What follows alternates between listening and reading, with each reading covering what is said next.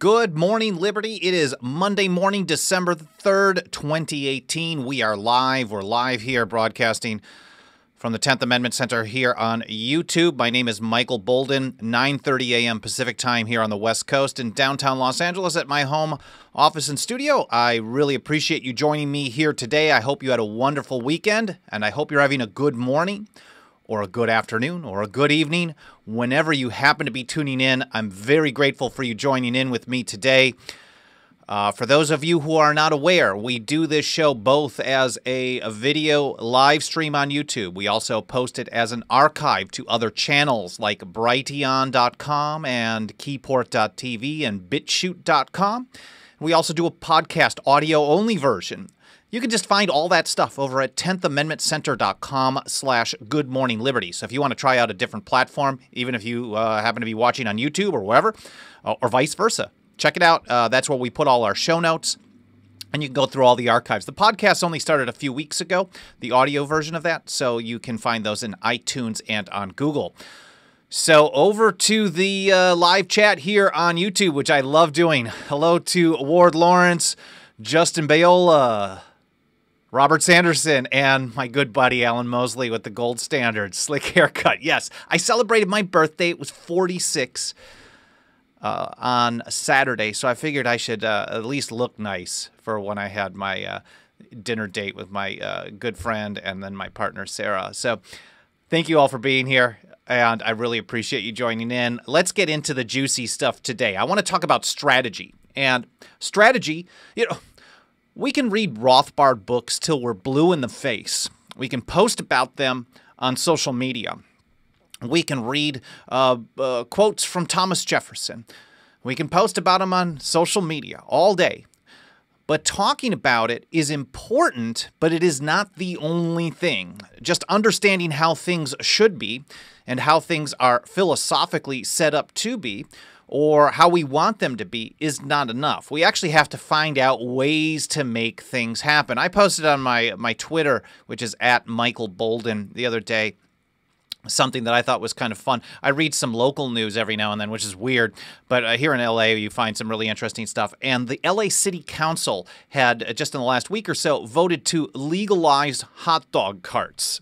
If you've ever been, we'll call them hot dog carts. If you've ever been to LA, there are street vendors all over the place. I mean, it's not like Calcutta or something like that, but there are street vendors all over the place selling food, selling goodies, selling stolen DVDs, selling all kinds of stuff. And some of the best food in the city is actually by some independent person who probably works. There was one, actually, one of my favorite places was this guy and his wife who parked outside of one of my old apartments here in downtown, and they actually worked at a grocery store chain. So they bought stuff on their employee discount while working their day shift. And then they rented one of these kind of craft services trucks. There's tons of them. That's part of how the food truck industry got going, because the movie industries, they rented one of these in the evening, and then they would sell hot dogs and carnitas and all kinds of fun stuff on the street. It was awesome. They were unlicensed. They were not authorized to do this. And in fact, they haven't been authorized to do this forever. And it's not just them. But so just recently, the LA City Council voted to legalize these things. But in the article that I pointed out and I shared from Curbed was that there were already 50,000 people, 50,000 vendors doing this. The city has tried to crack down and shut them down for a long time. And there's been an uproar because a lot of people make their living doing this. And a lot of people actually like the street vendor culture here in LA. And so I was just kind of pointing fun at the fact that the city council voted to legalize, hey, that stuff that you've already been doing, now you're okay to do it. And while I get that it's good to get the law cleared out of the way, because then the threat of being harassed or arrested goes down almost to zero. It lowers it even more than it already was. But 50,000 people doing this already, and people weren't getting locked up. They can't throw everybody in jail. This is a practical application of, at least on a local level, nullification in action. Really just doing what people want to do in large numbers, even though the overseer government overlords were saying that you couldn't. And then eventually government as a lagging indicator comes around and says, well, now we want to be the good guys. And if you read through some history of like child labor laws, that's basically how it was. They banned basically child labor after the market had already cleared it out. But that would be more of a Mises Rothbard reading seminar than this show. Justin Bayola says, happy belated birthday. Oh, and of course, before we get too deep into this, I do want to, Ward Lawrence says, if you can't beat them, legalize them. And we see this happening on marijuana as well, hemp production, all kinds of stuff. But I want to talk today about applying strategy that has been working on other things to the right to keep and bear arms, because primarily the strategy on the right to keep and bear arms has been garbage, in my view. Basically, it is rely on the federal courts to tell people that they have permission to exercise their rights that they already have, or rely on the election campaigns to vote in some NRA-backed clown who ends up restricting gun rights more than the gun grabbers did. So these strategies are not working. And as Justin Bayola says, just do it, don't ask permission. My friend Robert Scott Bell, who runs a natural health program, he does a radio show and then broadcasts here on YouTube as well. There's a lot of really niche health things, so I'm not sure if everybody's into that. I love watching it. He's my good friend, but he also takes a position that I think we can apply to many other things, because a lot of people in the natural health world, they're told that they can't treat things the way they want to. And so his view is stop asking for permission where none is required. So treating yourself, defending yourself. He's a gun rights advocate as well. It doesn't really come up on the show. I know his kid is really, really amazing on this. But you can apply this to just about anything. If it's your natural right, you shouldn't have to get a permission slip from government to tell you that it's okay to exercise your right that you naturally have from your creator, from your birthright, from God, whatever, however you view it. And thanks to EHP Training for reminding me in the chat, smashy, smashy. So smash those likes. If you like the show, you find it interesting, make sure you hit that like button, whether it's here on YouTube, whether you're watching live, whether you're watching in the archive, if you're watching on BitChute, wherever it may be, hit that like button. It tells the system, the platform that you're on, that it should show this video to more people. So that really helps. Our video views have been steadily, slowly, like the tortoise versus the hare, been slowly going up. Our subscribers are going up everywhere.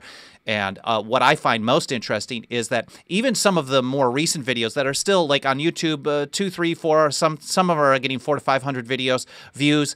What I'm finding is that old videos are resurfacing. I think YouTube is probably showing like you may also be interested in blank, and so people are watching more of our older videos. Some of them suck, but that's good. We want people to see the content. We're putting it out here for people to learn. So again, applying this viewpoint of how to get this to happen.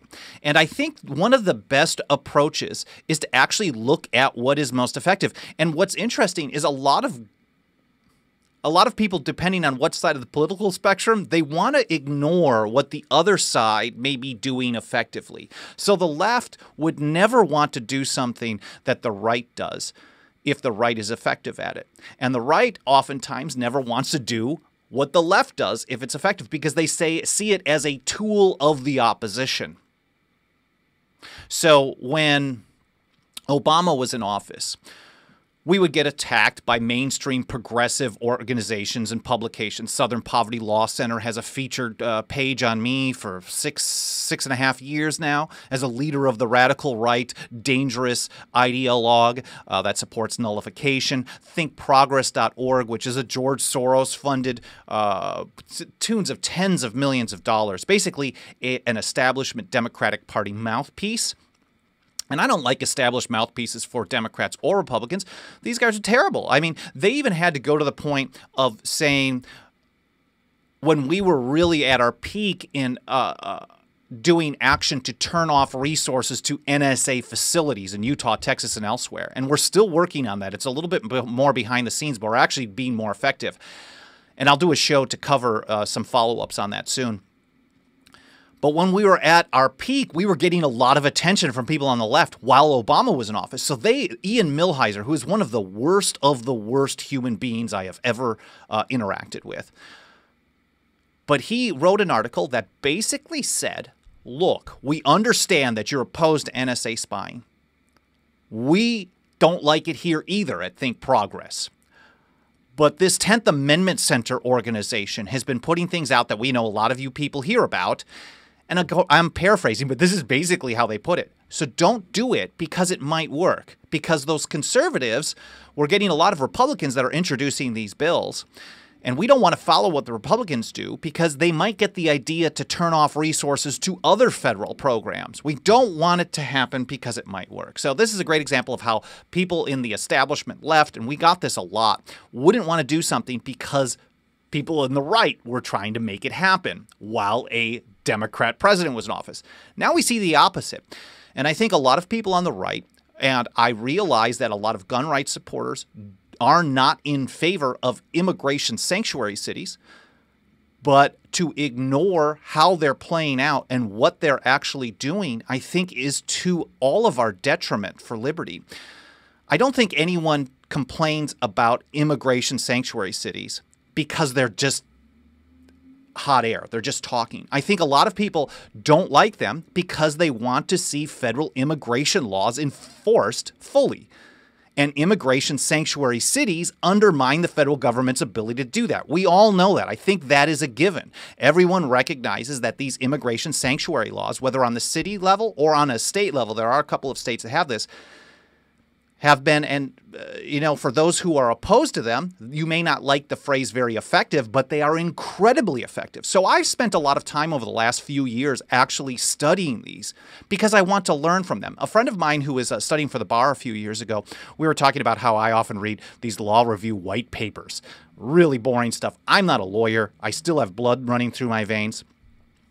And I oftentimes would read primarily the people that I already agree with because I want to get new insight. I really just like their stuff, and I find it interesting. They're uncovering research, and she says, "Michael, what the hell is wrong with you?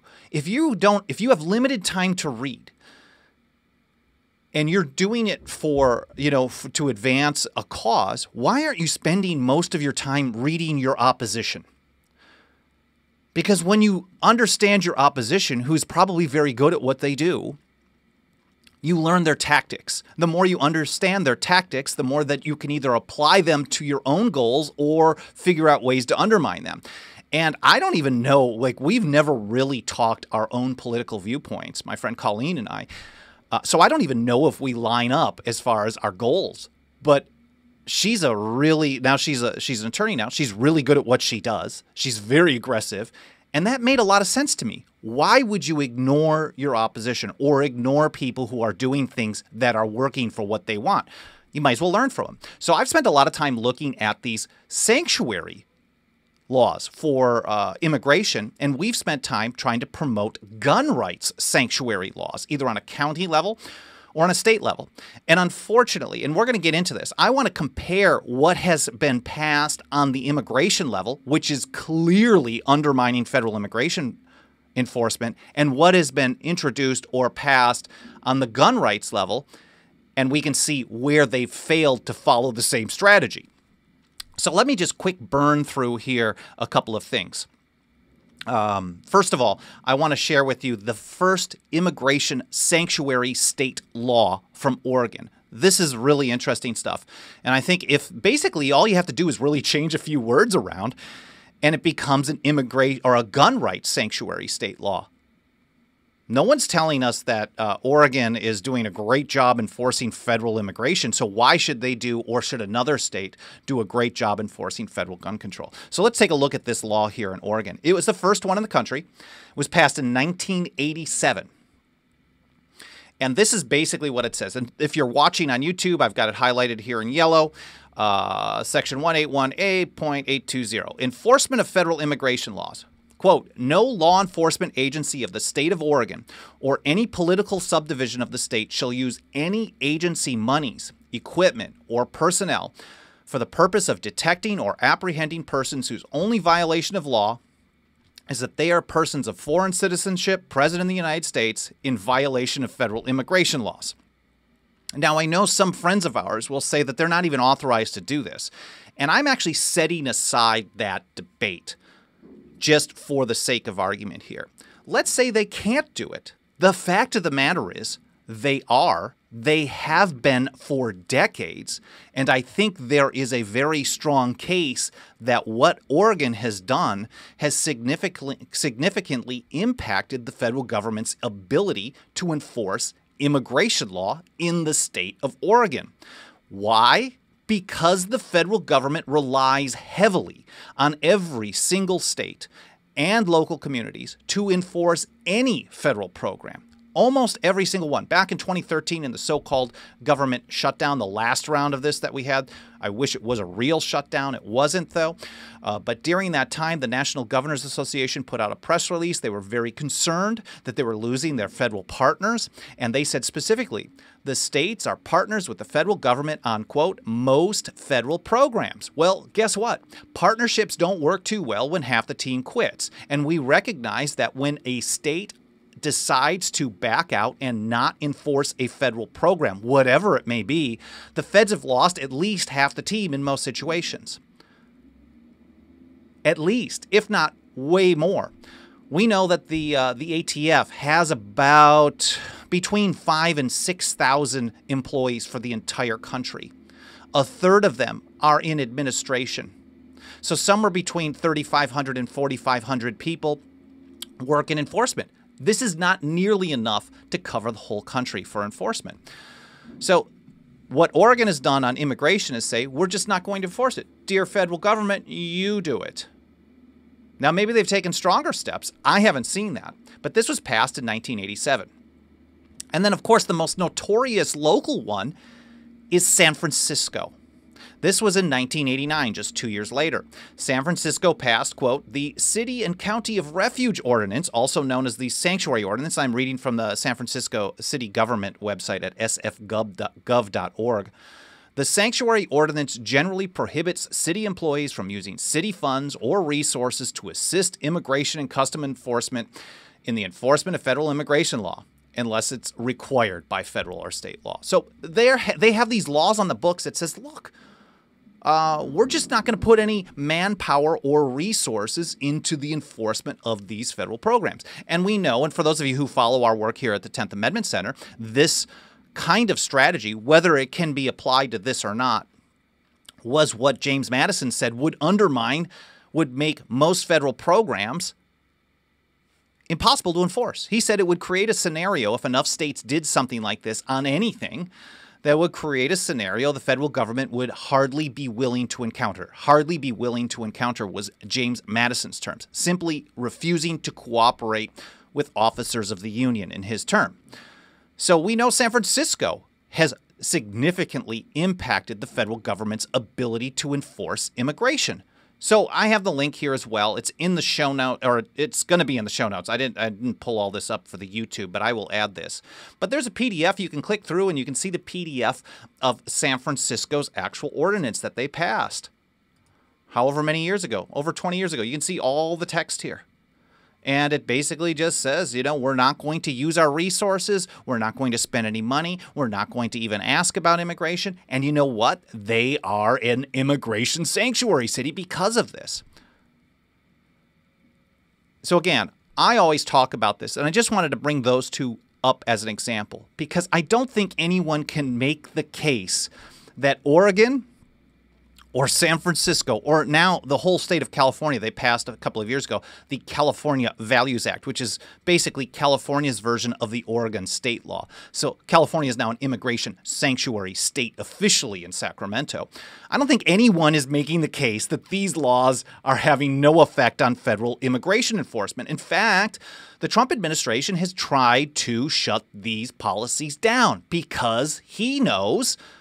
And I think people who want to restrict immigration or follow, whether it's restrict or not, follow federal immigration law, they don't like this. They trust the president and his administration on this issue, even if they don't trust him on other things. And if he's saying that these sanctuary state laws or sanctuary city laws are causing a problem, they realize that's the case.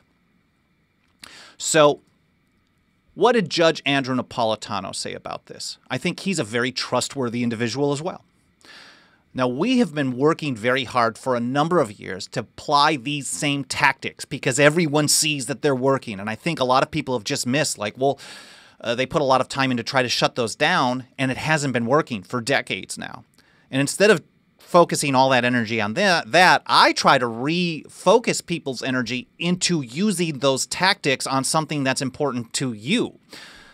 And I think a great example of that is the right to keep and bear arms. There are a ton of federal gun control measures on the books. There are a ton of state gun control measures on the books. I would say start with the far off and then work closer step by step. And the federal gun control measures, you can go back to 1934, the National Firearms Act shouldn't exist. The ATF itself shouldn't exist. The Gun Control Act of 1968 shouldn't exist.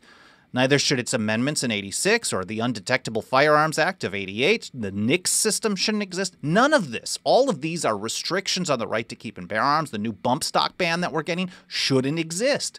These are restrictions. They should not. There's no exceptions in shall not be infringed, period. So why not take what the left has done very effectively, mind you, on immigration and apply this to guns? Well, a few years ago, we made some significant headway on that, and we're still doing so. It's a little bit harder with a Republican NRA-backed president because a lot of the Republicans in the state houses that actually want to take a stand, they basically ignore us. Last year, all of a sudden, we saw a drop-off in the number of bills to nullify federal gun control, down more than half, I believe. So we're pushing aggressively to try. We really kind of changed our strategy to try to ramp that up again, and hopefully we'll see some positive things. But Andrew Napolitano, back in 2013, we have a link here, and we uploaded to SoundCloud as well, a short audio clip that you can listen to. He was talking about these bills that we were getting introduced and moving forward in places like Missouri and Arizona. We got one, a foundational one passed in Idaho and in Tennessee, although it needs some work, and Mississippi needs some follow-up. But he was talking about this, and he's like, okay, well, this is kind of a big deal. What's happening? They were asking, can you do this? And here's what Judge Andrew Napolitano says. And he didn't apply the thought to immigration. He applied it to this. He says, the federal government does not have the person power and resources to enforce all federal laws on its own. We know this. He says, quote, it needs the assistance of state and local police as well. They don't have that in Washington and Colorado because marijuana is lawful there. So it might be impractical and be too costly for the feds to enforce there. And we've seen how that's played out. I mean, 33 states are now defying Washington, D.C. on weed. There's nothing they can do about it. I mean, they can maybe attack here and there in small pockets, but they just don't have the manpower. And it would be politically damaging to try to overturn that at this point when a vast majority of the states are now defying Washington, D.C. And Judge Knapp goes on. He says, quote, if the federal government limits guns in a state, will it need the assistance of state police to enforce those limitations? Yes, they will. And do the states have the right to refuse to enforce federal law that's against state policy? Yes, they do. That's where we are on this. And he actually said in this, and maybe a different link that I should post as well, he said that doing this would make it nearly impossible to enforce just on a single state. That's because we know, again, that there's only 4,000 enforcement agents for the ATF for the entire country. That number of agents can close somewhere between 8,000 and 10,000 cases per year. 8,000 and 10,000. And mind you, that is with the help of local law enforcement. If you were to go to the ATF website and you look through the press release section, you can find like enforcement action. And at the bottom of almost every press release, they say this enforcement action was done in conjunction with the whatever local district attorney, local sheriff's office, and they always have a partnership. Now, if you take all the state part out of it, then the feds have to redirect resources where they're maybe doing enforcement actions elsewhere and bring it over here. And then as people learn that you can't enforce this law over here, let's say on a, quote, sawed-off shotgun or short-barreled shotgun is the right term, let's say they're talking about that. They can't enforce it in Kansas, for example, because they're moving resources over to Arizona. Well, then it becomes more ubiquitous. There's more people actually using the product that is illegal from the federal government. And then it catches on. And then people learn that you can make money at it. And then people learn that you can be safer with it. And they learn by example. And that's exactly how it's played out on weed. And it just grows and grows and grows, pun intended.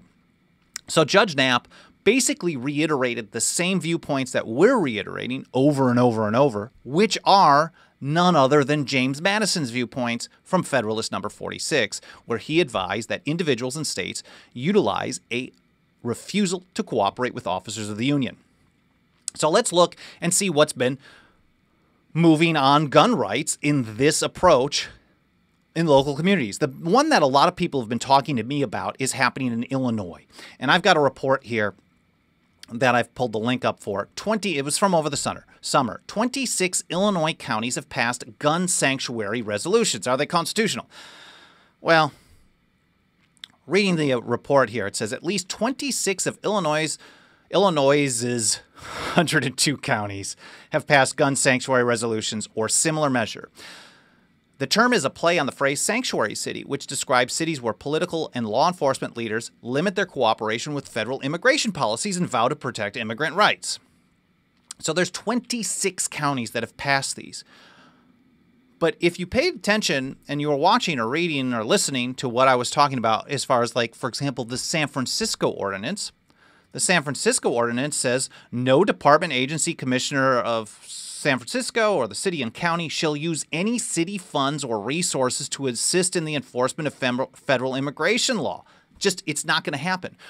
We're not going to be there. If you need to raid a house or a job site, we're not going to provide logistics. You're not going to use our helicopters or our drones. You're not going to call us. We're not going to talk to you about it. We're not going to send backup. They're not going to do anything. And then the feds, again, like the ATF, ICE has a very low number of agents. I know the Trump administration is trying to bump it up to 10 or 15,000, but it's still in the 5,000 to 7,000 range as far as their enforcement agents, and they just don't have the manpower to do this everywhere. So when San Francisco says we're not going to participate, ICE is basically kind of stuck in a ride-along capacity. There's not much that they can do. They probably know all the places that they'd want to raid, but they just can't make it happen because San Francisco says, too bad. The whole county is not helping you. We're not spending any resources. Zero.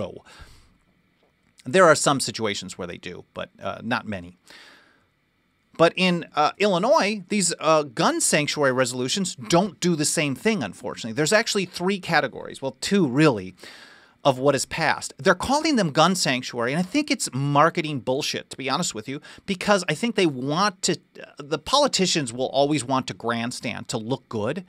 And we have been trying to get people to do the right thing on this. And unfortunately, Republicans who support the right to keep and bear arms seem to be unwilling to go as far and have the backbone that the immigration sanctuary city people do. And I don't understand that. Unless they just are awful. So let's look at what has passed in Illinois as of this summer. There are 26 counties, and they list all the counties in this report. Here's an example from the Iroquois County Board. They use what they call the send a message approach. They passed a resolution. Again, resolutions are generally non-binding.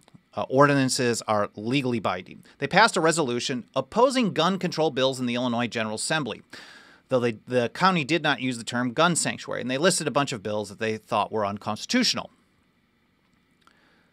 But it's a resolution. It does nothing. It's a statement. And I think at certain times it is important to pass a resolution.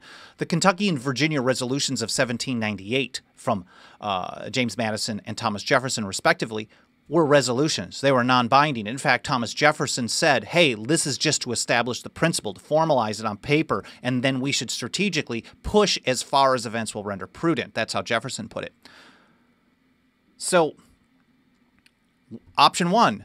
A number of counties have used the send a message. We're passing a resolution to say We oppose this. Well, that isn't really as what we know. And when we use the term sanctuary city or sanctuary state, we're talking about undermining enforcement capabilities. I don't think anyone is thinking of San Francisco being an immigration sanctuary city, meaning they just passed a resolution saying, we don't like federal deportations. No one is claiming this, but yet they still want to call these actions in places like Iroquois County in Illinois a gun sanctuary resolution, and then they're going to debate the constitutionality of it.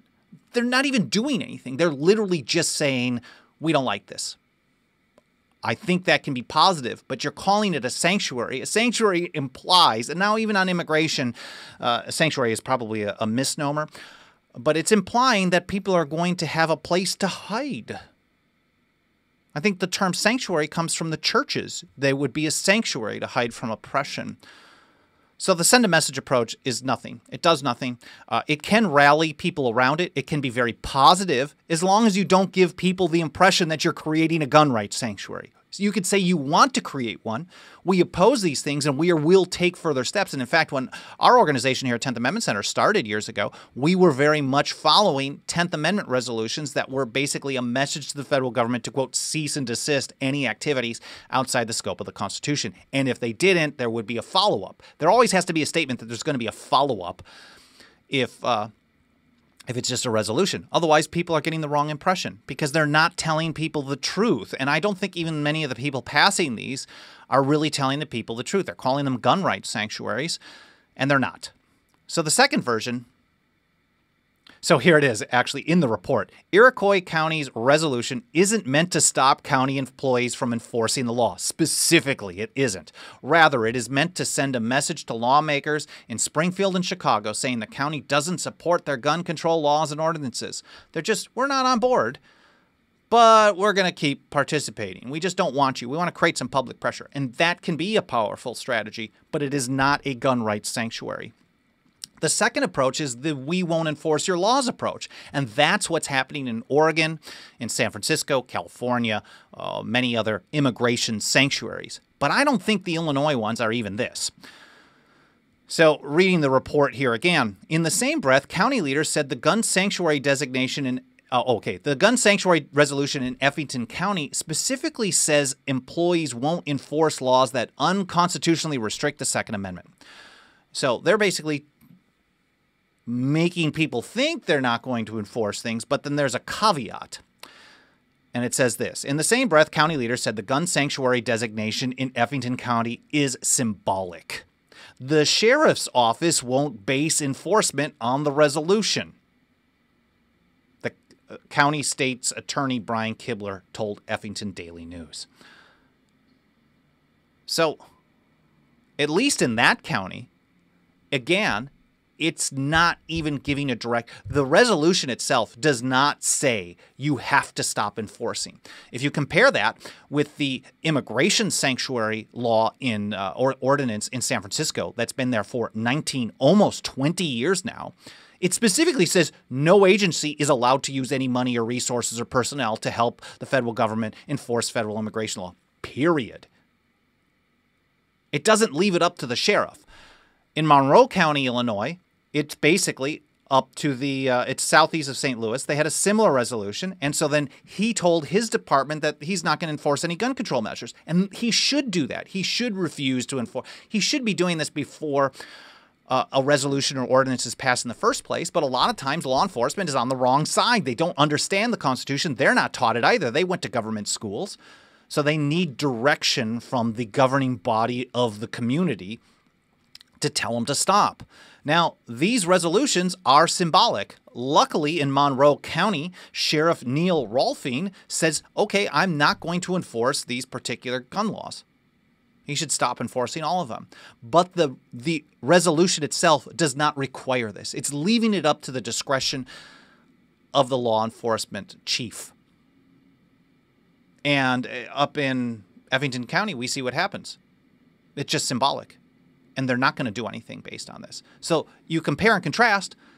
San Francisco, they're saying stop enforcing. San Francisco is very effective on this. Illinois counties are saying, well, we oppose this. You can stop enforcing if you choose to. It's a big difference in how it gets implemented. And the same thing actually happened in Oregon. We reported, I think it's very positive, on Election Day, what was that, November 6th, 10 counties actually voted in Oregon to create the foundation. Again, that's how we report it, the foundation for gun rights sanctuaries. And 8 of 10 of them passed. What they said was, you can't, we're calling all restrictions on the right to keep and bear arms, federal or state, as unconstitutional. But it is up to the sheriff to make a determination of what is constitutional or not. And if the sheriff determines that things are unconstitutional, then the city or the county will stop using resources to enforce. So this is a step closer than what's happening in Illinois. It makes it a requirement of the sheriff of the county to make a determination. Now, maybe the sheriff of each county is not going to make any determination because they don't see anything as unconstitutional. We don't know. This will really put them on the record at this point, because in 8 counties, it says, hey, if you see anything as unconstitutional, you need to make a declaration. But again, the difference between San Francisco and all the 8 counties, Baker, Columbia, Klamath, Lake, Lynn, Umatilla, and Union County in Oregon, the difference is in San Francisco, they just said to law enforcement, look, you're not allowed to do this anymore. And in Oregon, they said, hey, if you think we shouldn't do this anymore, then we're not going to do this anymore. It's basically flipping it around and turning it over into the hands of law enforcement and trusting that they're going to do the right thing. Now, if these ordinances and these are legitimate laws, but they don't have a directive to specifically stop things. They pass by huge numbers, 72 to 28% in Lake County.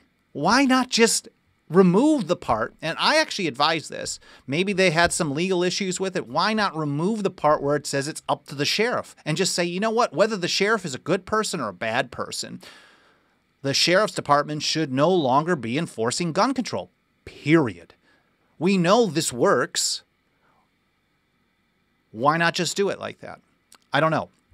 But it definitely is not, they're not taking that step. Maybe they'll follow through. I know the people involved in that want to see this happen, and I've talked with them, and they want it to be that way, so there could be some political ramifications. I'm not sure. A bill in Texas, House Bill 238, was just filed last week, and it is very much closer to this. And in fact, it has some, I would say it actually fits the bill.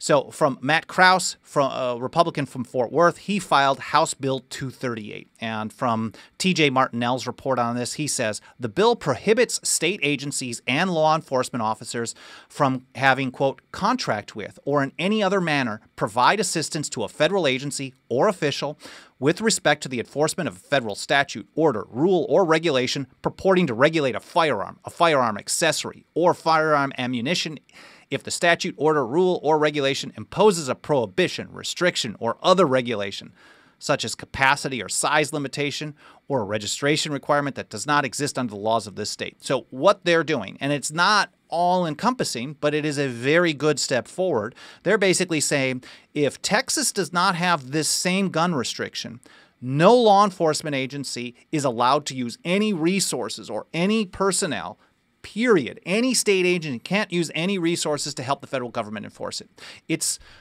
And I don't know how many bad gun control laws are on the books in Texas, but it reestablishes the primacy of the state in this over the federal government. So step one would be to get this passed.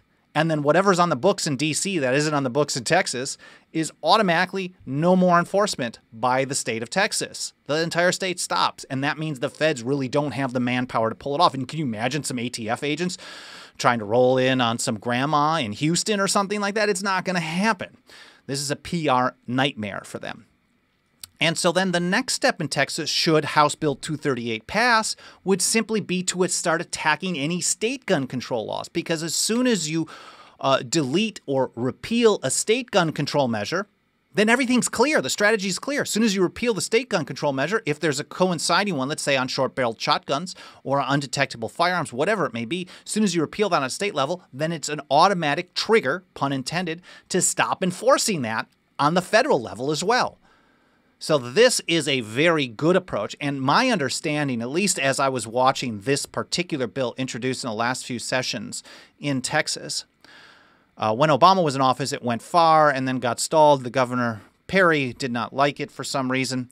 But my understanding is that the governor, I think he was AG at the time, Greg Abbott, actually drafted this. So this is a really smart guy, and the strategy is excellent. It makes it easier to get it passed because you're just saying, hey, we're just going to keep doing what we're already doing, but anything that the feds try to do beyond that, you're not trying to take over too much at the same time.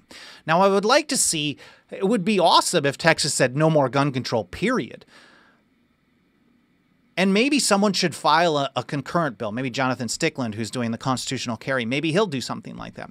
But trying to get too much at the same time never seems to work. So I think this would be a great foundational first step, recognizing that it's not the federal government's choice to make in the matter anymore. And this really establishes that. And it would undermine things that are on the books in D.C. that aren't in Texas. I have to do a comparison. But even if they're all the same, then we know who the culprit is at that point.